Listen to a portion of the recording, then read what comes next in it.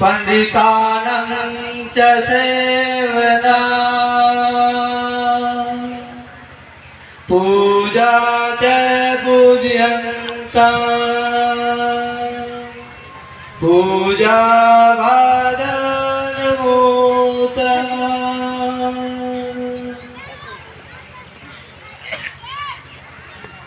भगवान बुद्ध कहते हैं कि पूजनीय लोगों की पूजा करनी चाहिए, मूर्ख लोगों की संगति नहीं करनी चाहिए, ऐसा भगवान बुद्ध कहते हैं। भगवान बुद्ध के परम उपासक श्रद्धावान और धनवान कौशल नरेश के अंदर जो बहुत बड़े श्रेष्ठी थे, बहुत बड़े श्रेष्ठी, जिनका नाम अनाथ पिंडिक था, वो अपने किसी पर्सनल काम से मगध के अंदर जाते हैं। वही मगध प्रदेश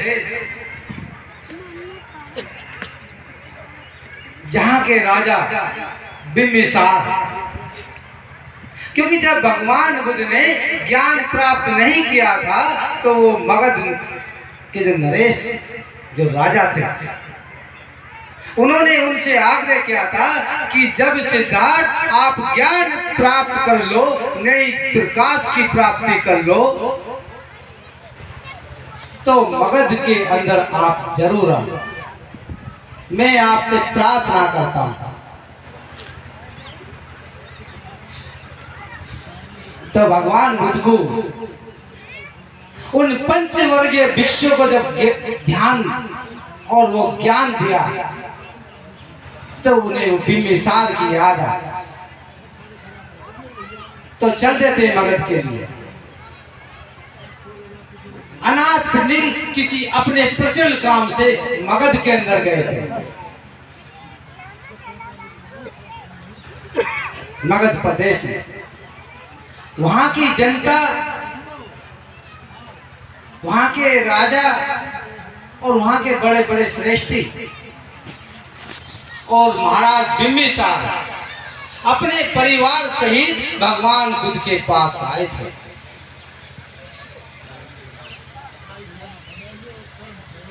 और कौशल नरेश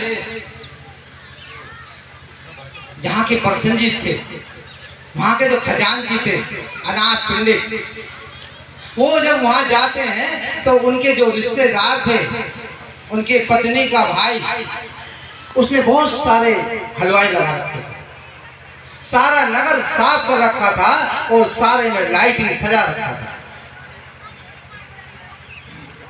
तो वो पूछते हैं क्या यहाँ पर कोई राजा अपने मंत्रियों के साथ आ रहे हैं, यहाँ कोई उत्सव हो रहा है, ऐसा यहाँ पर क्या हो रहा है? तो वे बताते हैं कि यहाँ पर कोई राजा अपने मंत्रियों के साथ नहीं आ रहा है, ना ही कोई उत्सव है। अरे यहाँ तो भगवान बुद्ध आ रहे हैं, भगवान बुद्ध। कहते हैं भगवान बुद्ध, क्या उनका जन्म हो चुका है? अरे हाँ, अरे बुद्ध तो पृथ्वी पर जन्म ले चुके हैं और वे बुद्ध अपने भिक्षु संघ के साथ इस मगध में आ रहे हैं। मगध में तो मन ही मन उसका गदगद हो रहा है। अरे बुद्ध पृथ्वी पर जन्म ले चुके हैं और मगध के अंदर आ रहे हैं। अरे मैं तो बुद्ध से जरूर मिलूंगा, अरे वो बुद्ध तो मुझे जरूर जानते होंगे, अरे वो बुद्ध तो मेरा पूर्ण नाम भी जानते होंगे। ऐसी उनके मन के अंदर उथल पुथल चल रही है और सारा नगर चमक रहा है। सारे रोड सही किए गए हैं, लाइटिंग की जा रही है, चारों तरफ दीप जलाए जा रहे हैं। जैसे जैसे रात होती है उसका मन निंद्रा में नहीं लगता और उठकर चल देता है कि मैं बुद्ध से आज ही क्यों नहीं, जहां भगवान बुद्ध ठहरे हुए। भगवान बुद्ध अपने भिक्षुओं को प्रवचन दे रहे हैं और सारे राजा श्रेष्ठी और उपासक बैठे हुए हैं। अनाथ पंडित सबसे पीछे लाइन में बैठा हुआ है और मन ही मन सोच रहा है कि बुद्ध से जरूर मिलूंगा, बुद्ध को नमन करके ही जाऊंगा, ऐसे नहीं जाऊंगा। तो जैसे प्रवचन समाप्त होते हैं और भगवान बुद्ध उसकी मन की इच्छा जानते हैं, तो कहते हैं अरे सुदत्त, अरे सुदत्त चले आओ। जब अपना नाम सुनते तो और भी कुछ हो जाता, मन के अंदर कूदने लगता है और पीछे की लाइन से उठकर जहां भगवान बुद्ध बैठे हुए थे उनको जाकर नमन करते और कहते हैं भगवान आप मेरा नाम जानते हैं? कि हाँ सुदत्त मैं जानता हूं, तो बहुत बड़े राज्य का एक खजांची है, बहुत बड़ा श्रेष्ठी है। तेने निर्धनों को बहुत दान दिया है, जिन पे वस्त्र नहीं थे, जिन पे मकान नहीं थे, जिन पे भोजन नहीं था, तेरे सबको बहुत दान दिया है। इसलिए तू अनाथों का नाथ बना, इसलिए तेरा नाम अनाथ को लिख रखा गया। हे सुदत्त मैं जानता हूं, तो जानता है, जानने लगे, मन के अंदर और इच्छा हो रही है, उनको नमन कर रहे हैं और कहते हैं भगवान आपका सब ढंग का ज्ञान क्या मगध के लोगों को ही मिलेगा? हे भगवान मैं आपसे आग्रह करता हूं कि श्रावस्ती में भी आप आओ, कौशल प्रदेश के अंदर भी आओ। भगवान मैं आपसे प्रार्थना करता हूं, क्या भगवान बिंबिसार ये मगध के अंदर जो लोग हैं क्या इनको ही सद्धम सुनने को मिलेगा? भगवान हे शास्ता क्या आपका श्रावस्ती के लोगों को आपका सद्धम सुनने को नहीं मिलेगा? जो वहां के लोग जो नशे में लिप्त हैं, जो बुराइयों में लिप्त हैं, क्या उनको आपका सद्धम सुनने को नहीं मिलेगा? भगवान हे तथागत जो वहां पर लोग श्रावस्ती के लोग जो बुराइयों में लिप्त हो रहे हैं, जो नशे में लिप्त हैं, जो सट्टे और जुआ खेलते हैं, क्या भगवान उनको आपका सद्धम सुनने को नहीं मिलेगा? हे तथागत मैं आपसे प्रार्थना करता हूं आप श्रावस्ती जरूर आए, श्रावस्ती के लोगों को भी नया प्रकाश मिल जाएगा। भगवान मैं आपसे प्रार्थना करता हूं, आग्रह करता हूं और लेटकर भगवान बुद्ध के चरणों में नमन करता है, बार बार नमन करता है और प्रार्थना करता हुआ नाथ के लिए। तो भगवान बुद्ध कहते हैं कि हाँ क्या नाथ पुण्य मैं श्रावस्ती जरूर आऊंगा। तो अनाथ पिंड नमन करके जाते हैं और श्रावस्ती के लिए निकल पड़ते हैं। और श्रावस्ती के जो कुमार थे जेठ, उनकी एक नगर के पास ही बहुत बड़ा अच्छा बाग टाइप का एक जगह थी।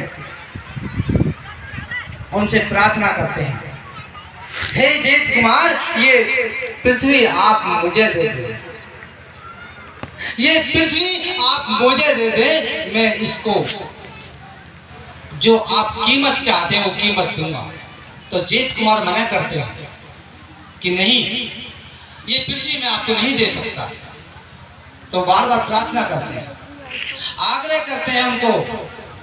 तो कहते हैं कितना मूर्ख है, मैं मना किए जा रहा हूं और ये बार बार आग्रह कर रहे हैं।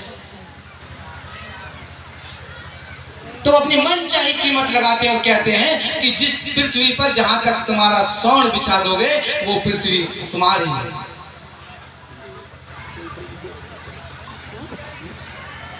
तो अनाथ पंडित घोड़ों के अंदर, गधों के अंदर, और वो अपना स्वर्ण अपने खजाने से मंगवाते हैं और उस पृथ्वी पर जहां तक वो पृथ्वी दिखती है वो स्वर्ण बिछा देते हैं, सारा सोना बिछा देते हैं। जीत कुमार सोचता है अरे ये क्या कर रहा है, ये मूर्ख है क्या। तो चल के आता है अनाथ पिंडी के पास।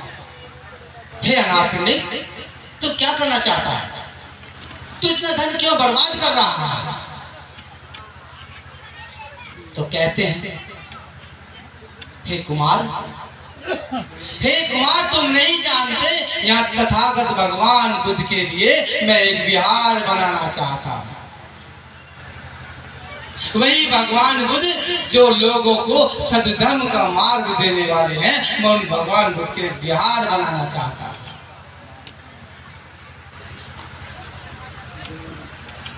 अरे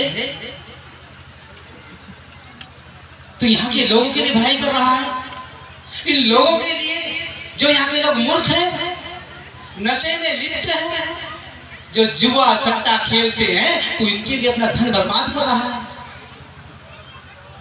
कि हाँ कुमार, मैं चाहता हूं उन तथागत, उन शास्त्रा के सद्धर्म को सुनकर ये लोग बुराइयों से दूर हो जाएं, अपना जीवन को उन्नति की तरफ ले जाएं, ये अपने परिवार को उन्नति की तरफ ले जाएं। हे कुमार, मैं ये चाहता हूं। तो कुमार कहता है कि जहां तक तुमने स्वर्ण बिछा दिया ये तो पृथ्वी तुम्हारी हुई, लेकिन जो पृथ्वी बची है ये पृथ्वी भी आप मेरी तरफ से है, और इस पर जितने भी वृक्ष लगेंगे उनके भी मैं अपनी तरफ से लगूंगा। वो वहां पर आज भी वो बना हुआ है जेतवन राम विहार के नाम से, आज विश्रावस्ती के अंदर वो विहार बना हुआ है। जो प्रार्थना कर रहा था भगवान बुद्ध से, हे भगवान, इन जो बुराइयों में जो लोग हैं, जो नशे में जो लोग हैं, जो अंधकार में और वासनाओं में लोग पड़े हुए हैं, इनको सद्धर्म के मार्ग के लिए भगवान बुद्ध को वो विहार बना कर देते हैं। वही विहार आज भी लगभग 2500 साल पूर्व बना हुआ विहार आज भी श्रावस्ती के अंदर उपस्थित है।